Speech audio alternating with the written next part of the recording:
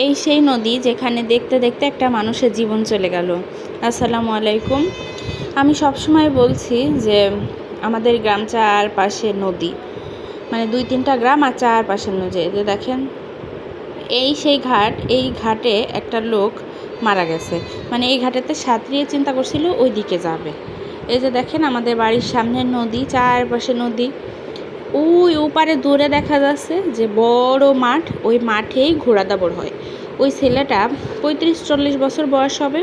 ওই ছেলেটা ঘোড়া দাবড় দেখতে আসছিল। আর ঘোড়া দাবড় দেখতে আসার জন্য মানে এই পাশের থেকে জুতা আর জামা পরে সাঁতরিয়ে ওই পাশে যাবে। পরে যখন লোকটা সাঁতরানো শুরু করছে জুতা আর জামা পরে, কিছু দূর গিয়ে দেখে আর সাঁতরাতে পারে না।